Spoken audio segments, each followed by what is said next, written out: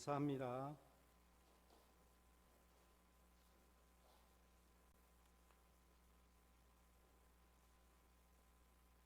지난주부터 창세기에 들어가서 계속해서 보고 있습니다. 파워포인트 띄워주십시오. 에덴 동산은 가장 완벽했고 가장 좋은 상태였습니다. 그러나 한 가지 문제가 생겼습니다. 하나님과 인간의 관계가 멀어지도록 만드는 죄의 문제가 찾아왔습니다. 그래서 모든 것이 허물어지게 됩니다. 죄가 들어오는 과정을 살펴보면 창세기 3장 4절부터 6절까지 말씀에 먼저 뱀이 여자에게 유혹하며 말하는 것으로 시작합니다.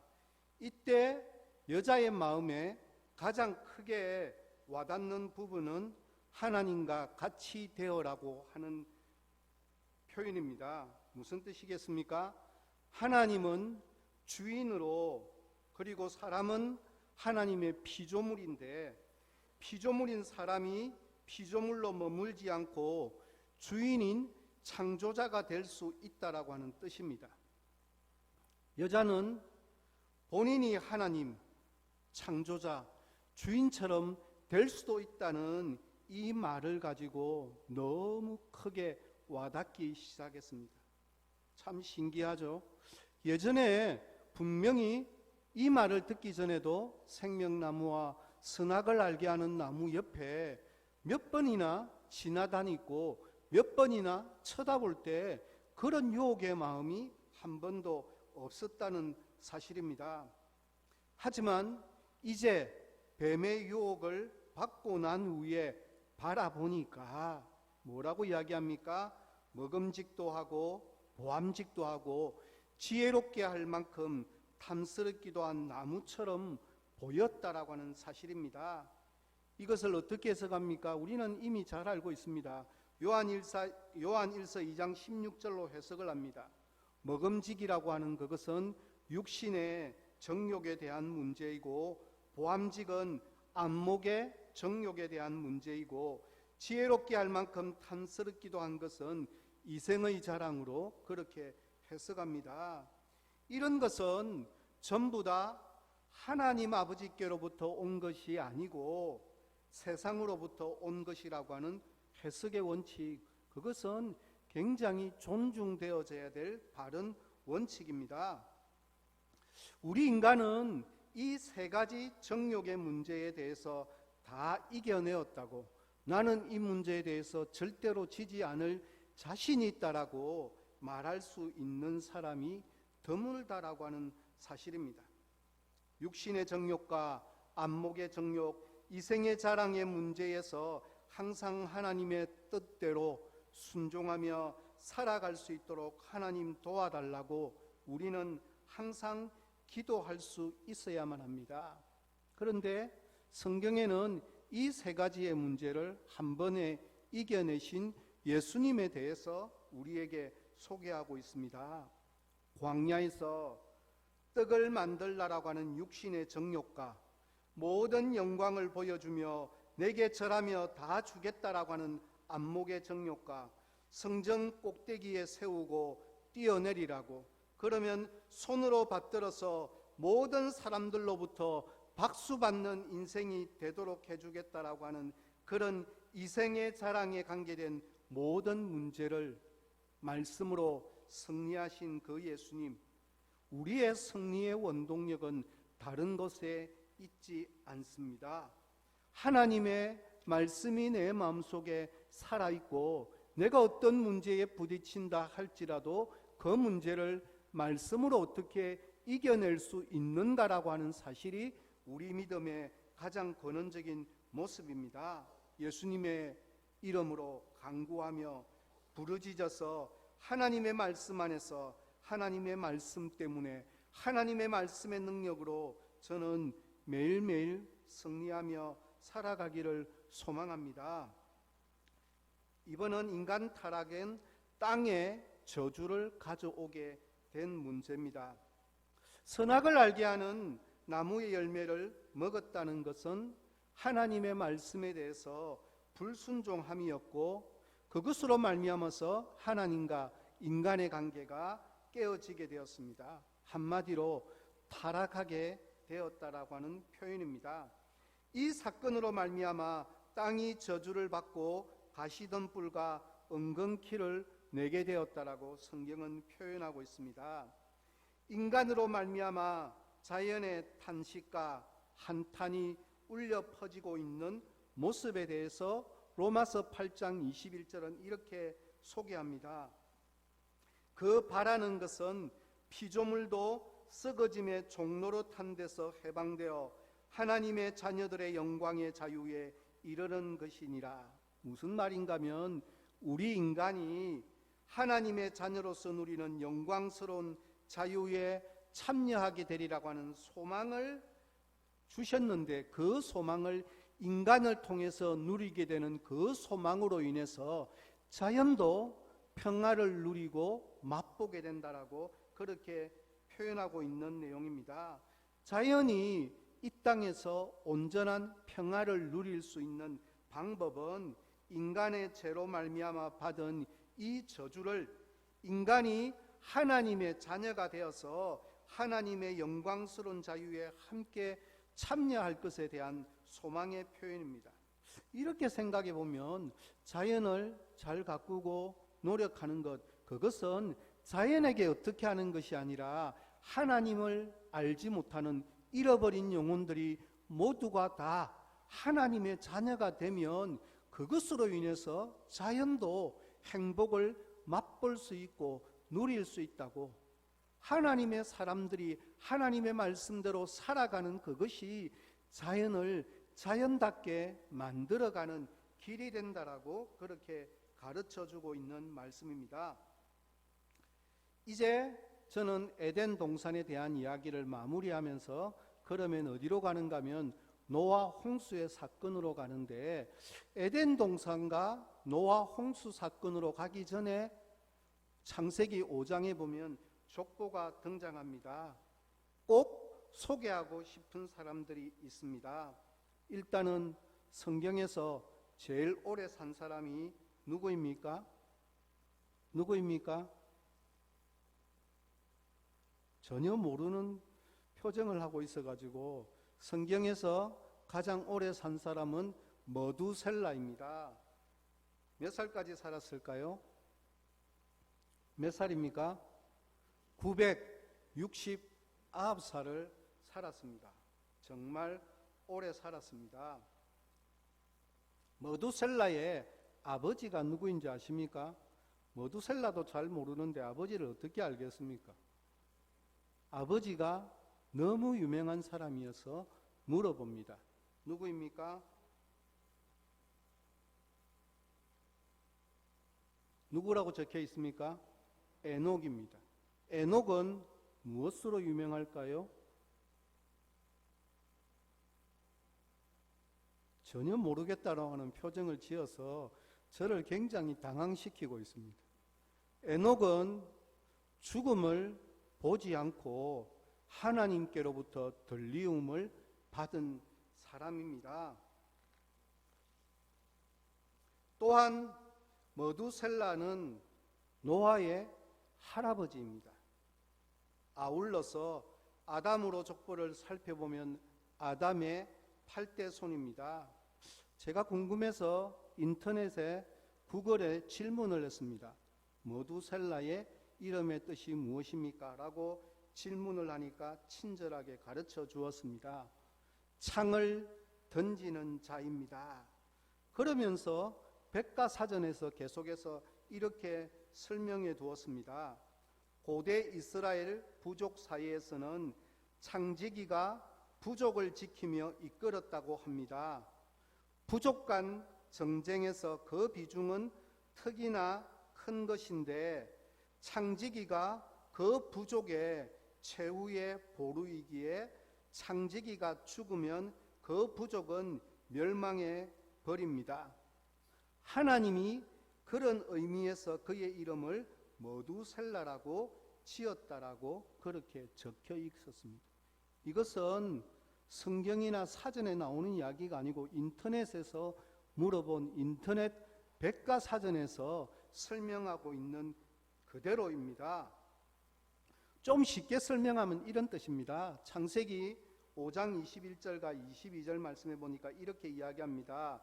에녹은 65세에 머두셀라를 낳았고 머두셀라를 낳은 후 300년을 하나님과 동행하며 자녀들을 낳았으며, 머두셀라의 아버지인 에녹은 하나님과 동행한 사람이 원래부터 그렇게 하나님과 동행한 사람이 아니었습니다. 언제부터? 첫 아들인 머두셀라를 낳는 순간, 그러니까 정확하게 65세 이후부터 갑자기 하나님과 동행하는 삶을 살게 되었습니다. 이것은 곧 에녹이 65세 이전에는 하나님과 그렇게 철저하게 동행한 사람이 아니었다라고 하는 뜻입니다. 그렇다면 그는 왜 머두셀라를 낳고 나서 인생의 진로를 바꾸어서 하나님과 동행한 삶을 살았을까요? 정확하게 이것이다라고 말할 수 있는 성경의 자료가 너무너무 빈약합니다. 그러나 우리가 말씀을 통해서 알 수 있는 한 가지는 무엇입니까? 머두셀라의 이름의 뜻입니다. 이름의 뜻이 무엇이라고요? 창을 던지는 자라고요. 이 창 던지는 자가 쓰러지면 그 마을은 종말을 맞게 된다라고 그렇게 인터넷에서는 설명하고 있습니다. 그렇다면 에녹은 왜 자기 아들에게 이런 이름을 붙이게 되었을까요? 성경 말고 외경 중에 에녹스가 있습니다. 에녹스는 외경이므로 성경만큼 신뢰할 것은 아니지만 놀랍게도 신약 성경에 에녹스를 인용한 구절이 한 군데 나옵니다. 신약 성경 유다서 1장 14절부터 15절에 이렇게 이야기합니다. 아담의 7대 손 에녹이 이 사람들에 대하여도 예언하여 이르되, 보라, 주께서 그 수만의 거룩한 자와 함께 임하셨나니 이는 무사람을 심판하사 모든 경건하지 않은 자가 경건하지 않게 행한 모든 경건하지 않은 일과 또 경건하지 않은 죄인들이 주를 거슬러 한 모든 완악한 말로 말미암아 그들을 정죄하려 하심이라 하였느니라. 에녹스가 외경이기는 하지만 이 구절만큼은 유다서에서 인용했으니 신빙성 있는 구절로 볼 수 있습니다. 그런데 유다서에서 설명하고 있는 이 구절의 핵심은 무엇입니까? 그것은 하나님께서 경건치 않은 자들을 심판하시려고 언젠가는 이 땅에 임하시리라고 하는 사실입니다. 이로 보아서 에녹은 그 당시 사람들이 알지 못했던 종말의 메시지를 하나님으로부터 직접 받고 들었음이 틀림없습니다. 그래서 그가 자기 아들의 이름을 머두셀라라고 지은 것은 첫 아들의 이름의 뜻이 창을 던지는 자, 곧 종말의 마지막까지 최후를 지키는 자라고 하는 이름의 뜻을 가지고 있기에 하나님으로부터 종말의 계시를 받았다는 의미가 됩니다. 좀 쉬운 말로 하면 이런 뜻입니다. 내가 지금 낳은 이 아들이 이 세상 최후의 보루가 될 것이다. 세상의 마지막이 될 것이다. 이 아들이 죽는 날 세상은 멸망하게 되리라. 그래서 에녹은 자기 아들의 이름을 창을 던지는 자, 다시 말해서 최후의 보루이자 최후의 지킴이라는 뜻의 머두셀라라고 짓고 자기의 인생 방향도 바꾸어서 종말을 준비하는 삶, 그래서 하나님과 동행하는 삶을 살기 시작했다라고 성경은 말하고 있습니다. 그 후에 그는 나머지 인생을 경건한 자로 살았습니다. 그 경건이 하늘에 닿아서 하나님께서 그를 죽음 없이 곧바로 하늘에 올라가도록 하셨다라고 창세기 5장 24절은 설명합니다. 그럼 이것을 성경에서는 어떻게 표현할까요? 이것이 바로 노아 홍수 사건이 심판의 사건임을 우리가 잘 알고 있는 것처럼 머두셀라의 삶이 노아 홍수 사건의 삶입니다. 에녹이 몇 세 때? 65세 때 머두셀라를 낳았습니다. 그리고 난 이후에 300년간 하나님과 동행하고 난 뒤에 365세가 되어서 죽음을 보지 않고 하나님에게 들렸습니다. 머두셀라는 몇 살에 아이를 낳았느냐? 아이를 낳은 나이가 나옵니다. 몇 살입니까? 187세가 될 때 누구를 낳았다고요? 라멕을 낳았습니다. 이 라멕이 누구를 낳았습니까? 노아를 낳았습니다. 노아를 낳을 때 라멕의 나이가 몇 살이라고요? 182세였습니다. 187 더하기 182를 하면 몇이 될까요? 369세가 됩니다. 그런데 노아의 홍수가 시작된 때, 그때 노아의 나이가 몇 세가 되던 때였다라고 창세기는 이야기하는가 하면, 노아가 600세 되던 해에 홍수가 시작되었다라고 창세기 7장 11절은 우리에게 가르쳐 주고 있습니다. 무슨 말을 하고 있습니까? 홍수가 시작된 순간 노아의 할아버지 머두셀라의 나이가 몇 세였다는 겁니까? 969세였습니다. 즉 969세까지 살았던 머두셀라가 죽는 순간이 노아 홍수의 시작이 되었다는 뜻입니다. 어떻게 보면 노아가 할아버지인 머두셀라의 장례식을 마치자마자 즉각적으로 비가 오기 시작한 것은 아닐까? 머두셀라의 아버지인 에녹이 받은 계시 그대로 머두셀라는 결국 인류의 창 던지는 역할을 담당하였습니다. 아마도 그가 세상에서 가장 오래 산 것은 하나님께서 사람들을 불쌍히 여기셔서 좀 더 인내하며 종말을 늦추셨던 모습은 아닐까? 그래서 또 기다리고 또 인내하던 마음이 969세까지 간 것은 아닐까? 라고 그렇게 한번 묵상해 봅니다. 한 가지만 더 기억합시다. 머두셀라의 아버지인 에녹이 하나님과 동행하였다는 의미입니다. 불건전한 종말론자들의 근본적인 오류는 종말론이 온다고 언제 어떻게 오는 것에 대한 잘못된 오해에 있습니다. 그러나 에녹은 종말이 올 것에 대해서 하나님으로부터 분명히 들었고 그는 어떻게 대비하였는지에 대해서 바른 종말론자의 삶을 우리에게 보여주고 있습니다. 종말을 대비하며 살았던 에녹의 삶을 성경에 살펴보면 단 한 가지 표현입니다. 그는 하나님과 동행하였다라고 그렇게 표현하고 있습니다. 창세기 5장 22절부터 24절의 그 짧은 구절 속에 에녹이 하나님과 동행하였다라고 하는 표현이 두 번이나 나옵니다. 여기에서 동행한다라고 하는 의미는 남편이 아내가 남편을 동반자라고 부르는 것처럼 결혼하였다라고 하는 뜻을 내포하고 있는 표현입니다.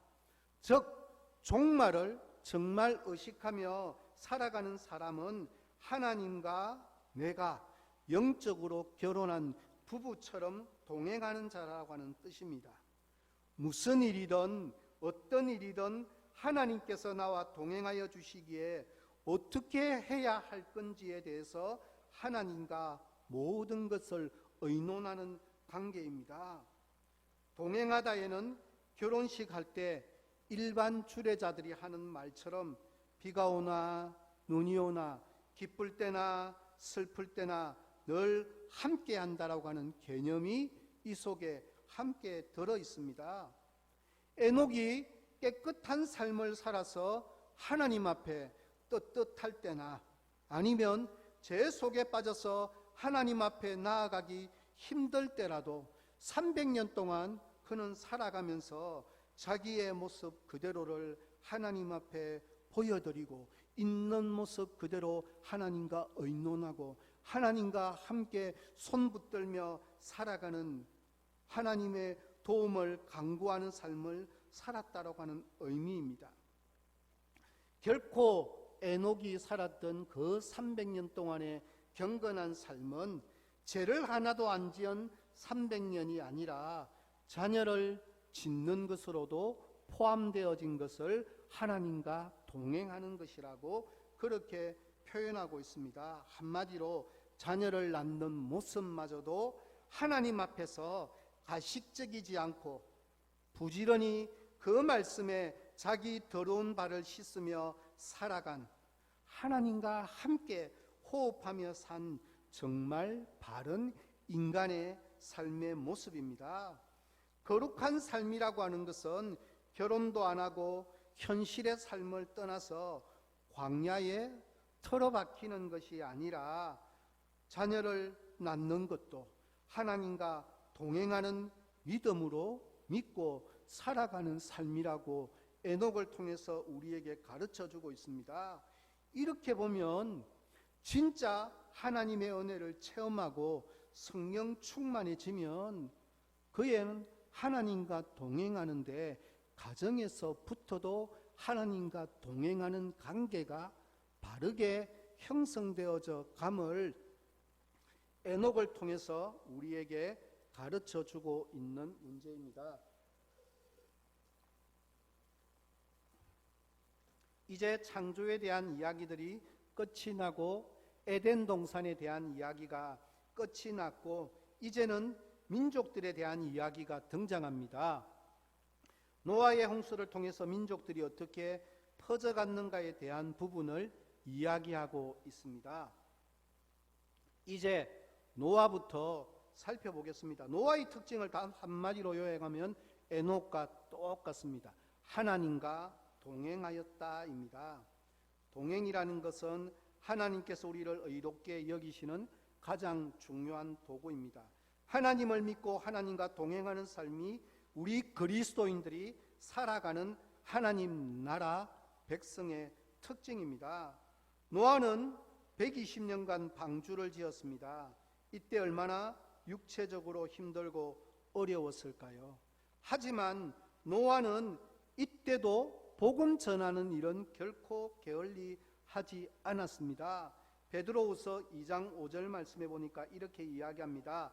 옛 세상을 용서하지 아니하시고 오직 의를 전파하는 노아와 그 7 식구를 보존하시고 경건하지 아니하는 자들의 세상에 홍수를 내리셨으며, 이 말씀에 의하면 오직 의를 전파하는 노아라고 하는 표현을 통해서 노아는 방주를 만드는 그 기간 가운데도 계속해서 의를 전파하는 하나님 나라의 복음을 전파하는 모습을 지켰음을 우리는 알 수가 있습니다.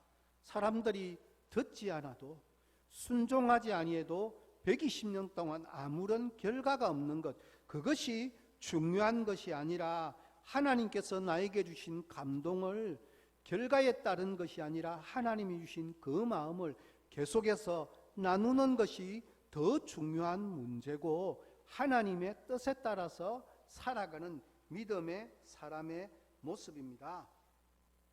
홍수가 내렸습니다. 그래서 가득 차고 난 이후에 방주가 어디에 머물게 됩니까? 아라랏산에 머물게 되었다라고 말씀합니다. 아라랏산은 두 개의 큰 봉우리로 구성되어 있습니다. 대봉우리는 537m 있고 소봉우리는 3896m입니다. 한 번씩 해외 토픽란에 보면 현재 터키 땅에 있는 아라랏산에서 노아의 방주의 파편이 발견되었다, 진짜다 아니다 하는 이야기들이 아직도 많이 나고 있습니다. 방주배가 보입니까? 저기에 방주배가 보입니다. 아라랏산에 그래서 머물게 되었습니다. 머물기는 했지만 땅에 가득 차 있는 물이 빠질 때까지 기다려야만 했습니다. 그러다가 까마귀를 보내어서 육지의 상태를 확인해 보지만 까마귀는 돌아오지 않았습니다. 아마 이때부터 까마귀는 죽은 고기들을 먹은 게 아닐까라고 한번 생각해 봅니다. 다음 비둘기를 보냈는데 아직 정착할 곳이 없어서 비둘기는 다시 돌아왔습니다. 7일을 기다렸다가 비둘기를 내어놓음에 저녁 때 돌아왔는데 감람나무 잎사귀를 물고 돌아왔습니다. 감람나무는 해발 800m 이하에서만 자라는 특징이 있습니다. 이 말은 육지가 많이 드러나고 있구나, 식물도 조금씩 산 위를 중심으로 해서 자라고 있구나라는 사실을 알게 됩니다. 또 7일을 기다려서 비둘기를 내어놓았는데 이번에는 다시는 돌아오지 않았습니다. 이제는 비둘기도 정착이 가능해졌구나, 우리 인간도 정착이 가능하겠다는 생각이 들었습니다. 그래서 그들은 밖으로 나오게 됩니다.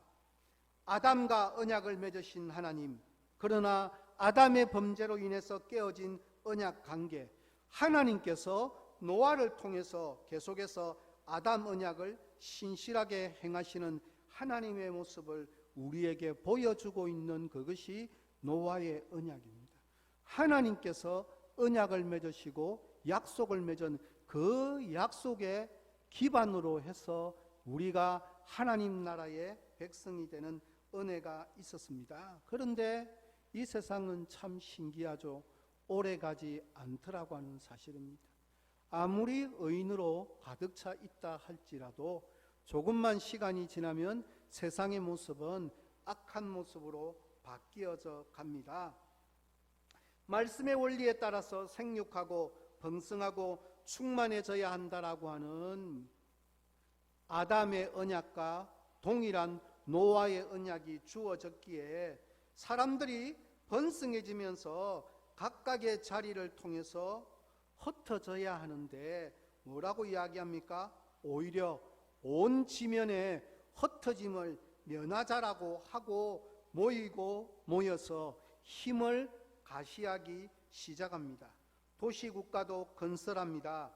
하나님의 이름을 드러내고 하나님의 영광을 위한 삶이 아니라 우리 이름을 내자라고, 그렇게 성경은 바벨탑을 쌓은 사람들의 마음의 상태를 표현하고 있습니다. 여자가 꼬임에 넘어갔던 표현과 똑같은 표현입니다. 하나님이 주인 되시는 삶이 아니라 우리의 삶이 내가 주인 되는 삶을 드러내기 시작하고 있는 모습입니다. 그래서 궁극적으로 하늘에 닿게 하자라고 외치기 시작합니다.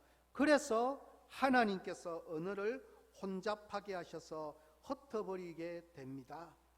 사실 이 저주만 없었다라고 한다면 외국어가 필요가 없었는데 말입니다. 이 저주 때문에 우리도 공부할 때 그렇고 우리 자녀들도 공부에 대다수의 많은 시간을 외국어 공부하는데 투자하고 집중한다고 해서 효과도 적게 드러나는데 좌우지간 많은 투자를 하고 있는 이유 중에 한 개입니다. 그것이 바벨탑 사건입니다. 바벨이라고 하는 이름의 뜻 가운데 한 가지가 언어를 혼잡하게 하다는 뜻도 포함되어지고 있습니다. 이 저주가 풀린 사건이 한 번 등장합니다. 어디입니까? 사도행전 2장에 가보면 마가 요한의 어머니 다락방에서 오순절날 성령께서 성령 충만하게 임하셔서 언어가 하나가 되는 은혜의 역사가 소개되고 있습니다. 바벨탑의 사건을 통해서 자기의 이름을 내려고 하니까 하나님께서 흩으셨는데 하나님 안에서 성령 충만함을 받자마자 언어마저도 하나로 통일되어지는 놀라운 은혜의 역사가 있었습니다. 하나됨, 통일의 의미는 성령 충만함을 통한 역사임을 우리는 기억해야 합니다. 성경의 원리는 나의 것, 우리의 것을 추구하게 되면, 나의 것만 추구하게 되면 흩어지게 되고 허물어지게 되고 무너지게 되지만, 하나님의 것을 추구하고 하나님을 사모하며 하나님과 동행하면 하나님께서 언어도 하나 되게 하신 것처럼 우리의 마음도 하나 되게 하시고 우리의 생각도 우리의 뜻도 모두가 한 마음 한 뜻이 되도록 만들어주시는 하나님의 특별한 은혜가 있습니다. 교회는 다른 것이 아니라고 생각합니다. 교회는 모두가 한 마음 한 뜻이 되어서 함께 모두가 손잡고 같은 마음 뜻을 품고 같은 마음을 향해서 달려나가는 것입니다.